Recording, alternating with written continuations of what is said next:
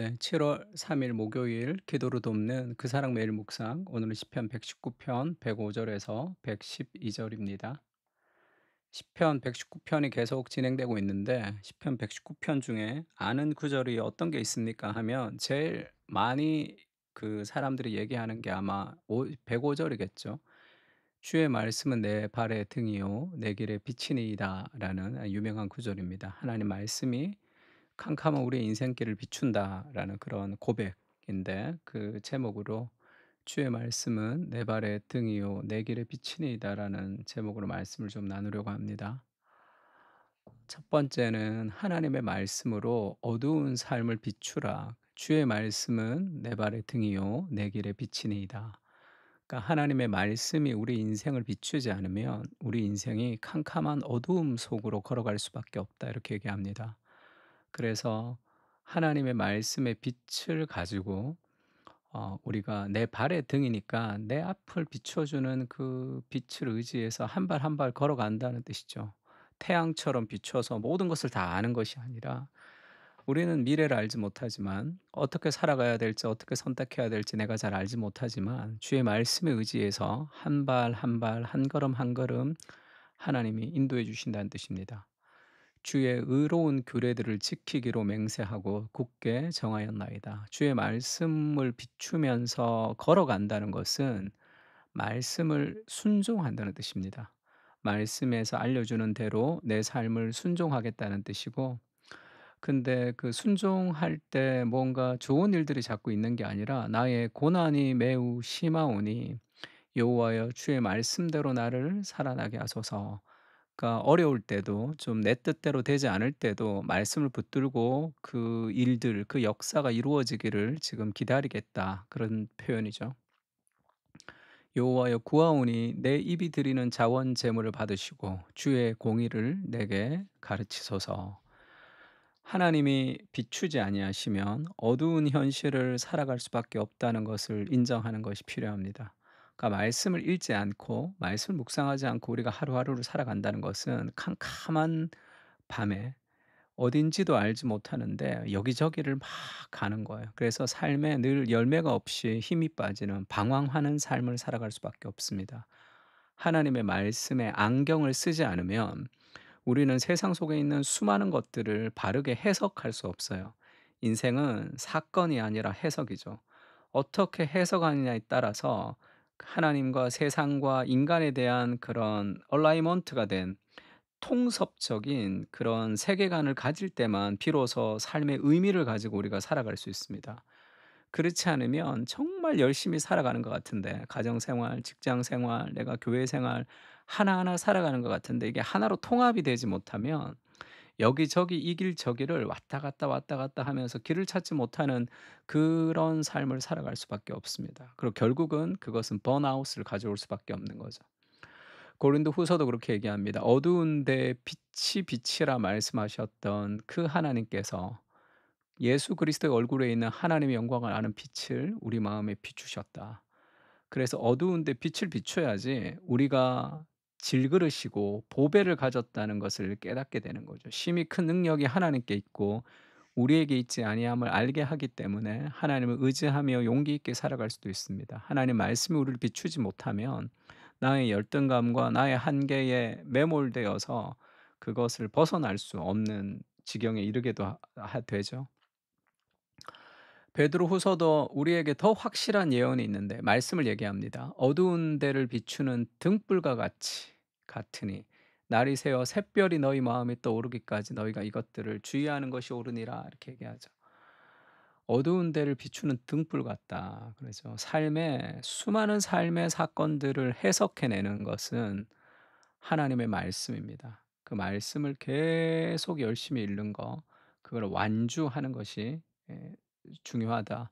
그러니까 공부할 때도 마찬가지죠. 잘 알지 못해도 계속 반복해서 읽으면서 전체를 이해하듯이 성경도 계속 열심히 읽으면서 많은 부분을 이해하는 것이 좋습니다. 그러면서 여러 가지가 연결이 되면서 통섭이 되는 거죠. 어떤 길은 사람이 보기엔 바르지만 필경은 사망의 길이라. 그 내가 원하는 대로 그렇게 살아가면 결국 감이죠. 확실하지 않습니다. 하나님의 말씀은 헬리콥터를 타고 위에서 지금 길을 보는 거와 비슷해요. "이 길로 가라. 이 길로 가지 마라." 우리는 그냥 감이에요. 여기로 가면 좋을 것 같고 이렇게 가면 안 좋을 것 같다는 자기의 생각을 말씀보다 더 우선시하면 결국 우리가 도달하는 곳은 하나님이 원하는 것이 아닌 잘못된 길입니다. 우리가 원하는 선택을 하지만 우리가 원하는 결과를 얻을 수는 없어요. 우리가 원하는 결과는 말씀 안에만 있습니다. 이는 내 생각이 너희 생각과 다르며, 이땐 내 생각 하나님의 생각입니다. 우리의 생각과 다르죠. 내 길은 너희의 길과 다르다. 여호와의 말씀이니라. 이는 하늘이 땅보다 높음 같이 내 길은 너희의 길보다 높고 내 생각은 너희 생각보다 높음이라. 그러니까 우리가 어떻게 해야 됩니까?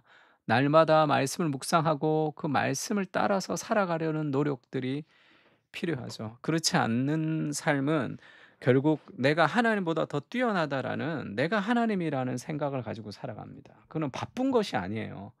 교만한 겁니다. 그렇게 넉넉히 살아갈 수 있다는 삶의 어떤 교만이 내 생각을 의지하게 하는 거예요. 이는 비와 눈이 하늘로부터 내려와 그리로 되돌아가지 아니하고 땅을 적셔서 소출이 나게 하며 싹이 나게 하여 파종하는 자에게는 종자를 주며 먹는 자에게는 양식을 준과 같이 내 입에서 나가는 말도 이와 같이 헛되이 내게로 되돌아오지 아니하고 나의 기뻐하는 뜻을 이루며 내가 보낸 일에 형통함이니라. 하늘에 비가 내리면 그냥 끝나지 않고 양식과 식물을 자라게 하는 것처럼 하나님의 말씀을 읽고 묵상할 때 아무것도 자라지 않는 것 같지만 그 말씀은 결국 내 인생을 자라게 합니다. 하나님의 말씀이 비추지 못하면 캄캄한 인생길을 걸어간다라는 그 삶의 현실을 우리가 깨달을 때 더욱 말씀의 사람이 될 수 있는 거죠. 두 번째는 그 말씀이 있어야지 결국 삶의 여러 가지 욕심과 유혹을 물리치며 살아갈 수 있습니다. 그렇지 않으면 자신이 원하는 삶의 욕망의 노예가 되어서 그걸 이길 수가 없어요. 은혜가 아니고서는 죄를 미워할 수 없다 이렇게도 얘기했습니다. 나의 생명이 항상 위기에 있사오니 나는 주의 법을 잊지 아니하나이다. 인생의 위기에도 주의 법을 붙들다는 거죠. 악인들이 나를 해하려고 올무를 놓았사오나 나는 주의 법도들에서 떠나지 아니하였나이다. 악인의 올무에서 벗어나는, 그 유혹에서 벗어나는 길은 하나님의 법을 사랑하는 겁니다. 주의 증거들로 내가 영원히 나의 기업을 삼았사오니 이는 내 마음의 즐거움이 됨이니이다. 내가 주의 율례들을 영원히 행하려고 내 마음을 기울였나이다. 하나님의 말씀이 영원한 내 삶의 기초가 된다. 그걸 붙들 때 삶의 유혹으로부터 우리가 승리할 수 있습니다. 악인들의 올무로부터 우리가 벗어날 수 있는 거죠. 예수님도 성령으로 충만해서 요단강에서 광야에서 40 일을 보냈습니다. 시험을 받으셨죠.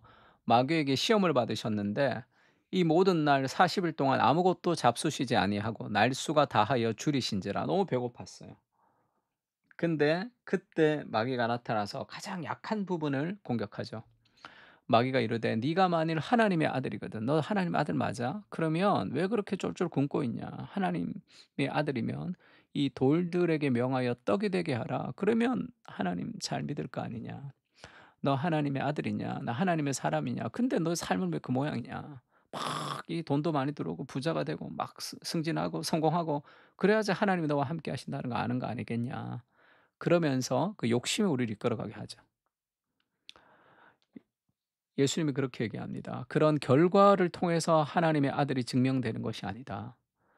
기록된 바 사람이 떡으로 살 것이 아니라 하나님의 말씀으로 살 것이니라." 마태복음은 그렇게 얘기하죠. 이미 하나님의 아들, 네가 이걸 해야지 하나님의 아들이 돼. 나 하나님의 아들이면 이런 결과가 있어야 돼. 그렇지 않죠. 네 인생은 네가 공급해야 돼. 우리 인생에 공급자가 있다. 하나님이 우리 인생을 먹이신다.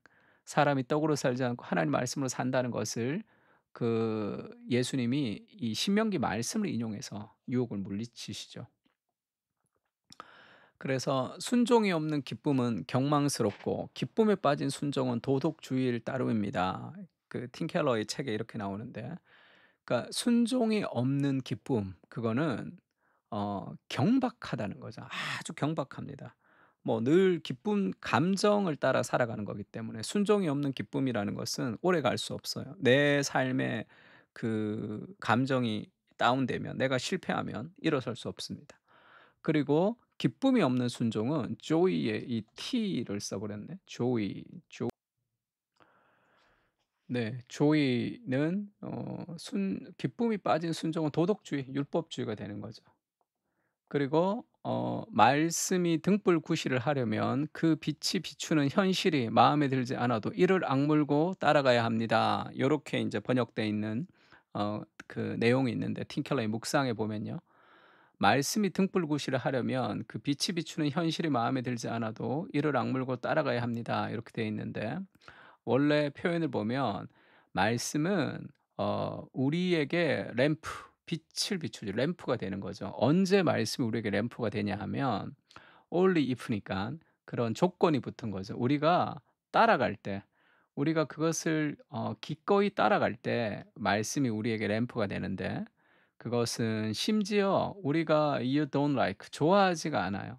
What it shows you, 내가 보기에 그것이 별로 좋아하지 않게, 내가 이렇게 좋지 않게 보이는 그때조차도 우리가 기꺼이 말씀에 순종할 때 그 말씀이 우리에게 빛을 비춰 준다는 거죠. 내가 마음에 들지 않아도 하나님의 말씀에 기꺼이 순종할 때, 그때 가장 아름다운 길들로 가게 되는 겁니다.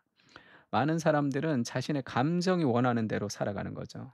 그것이 자유가 아니라 감정의 노예가 되는 거예요. 말씀을 읽고 싶을 때 읽고 보고 싶을 때 보고 기도하고 싶을 때 하고 하기 싫을 때 하지 않는 것은 자유가 아니라 감정의 노예가 되는 겁니다. 삶의 루틴을 가지고 꾸준히 말씀을 읽을 때 그 말씀이 우리를 따라가는 거예요. 건강하고 좋은 것들 중에 힘들지 않게 이루어지는 것은, 얻을 수 있는 것은 아무것도 없죠. 예수님도 마찬가지입니다. 예수님도 이 베드로가 그 말고 제사장 말고의 귀를 잘랐을 때 "칼을 넣어라. 그렇게 성질 부리며 살지 말라. 칼을 가지는 자는 칼로 망하게 된다. 하나님의 나라는 그 무력으로 승리하는 나라가 아니다. 내가 기도해서 12군단이 더 되는 천사를 보내게 할 수 없는 줄로 아느냐." 할 수 있죠. 4천 명이 더 되는 군사를 가지고 로마 군병들을 지금 다 승리하게 할 수 있고 십자가를 지지 않을 수 있습니다. 그러나 내가 만일 그렇게 하면 이런 일이 있으리란 성경이 어떻게 이루어지겠느냐 하시더라. 또 예수님이 겟세마나에서 나의 뜻대로 하지 마시고 아버지의 뜻대로 되기를 원합니다. 내가 원치 않지만 하나님이 기뻐하시는 것을 선택하겠습니다. 그렇게 그 말씀의 기준에 나의 감정을 맞추는 거죠. 그때 부활의 기쁨이 있는 겁니다. 주님의 말씀을 비춰 주십시오. 말씀이 없으면 우리는 캄캄한 길을 방황할 수밖에 없습니다.